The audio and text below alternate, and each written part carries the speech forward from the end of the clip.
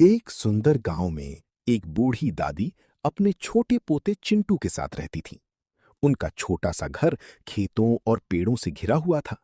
घर के आंगन में तुलसी का पौधा था और पास ही एक बड़ा आम का पेड़ था। उसी पेड़ पर एक प्यारा हरा तोता रहता था। उसका नाम था मिट्ठू। मिट्ठू बहुत चालाक और मजेदार था।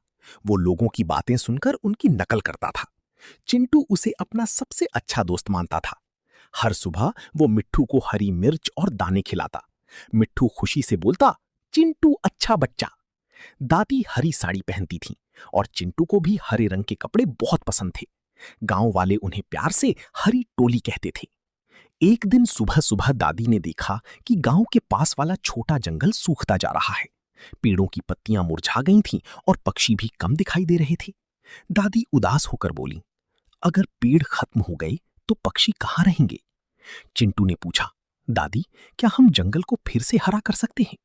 दादी मुस्कुराई, अगर मन में चाह हो तो सब हो सकता है।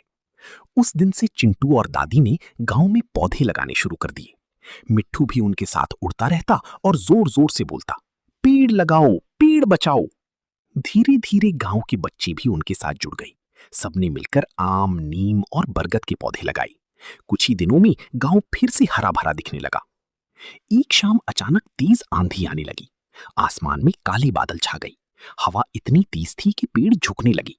तभी मिट्ठू तेजी से उड़ता हुआ आया और जोर से चिल्लाने लगा, बचाओ बचाओ। दादी और चिंटू बाहर दौड़े।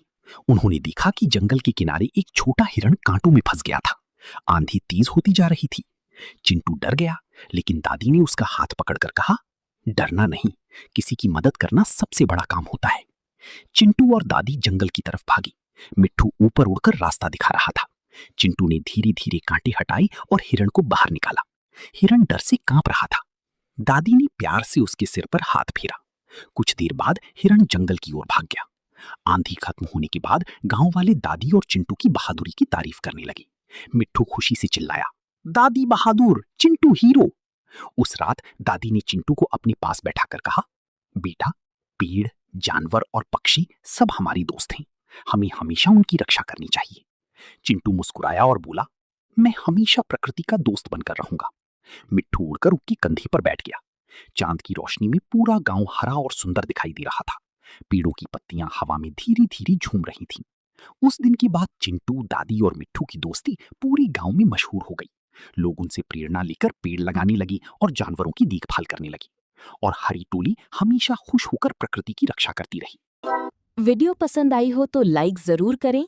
चैनल को सब्सक्राइब करना बिल्कुल मत भूलिए।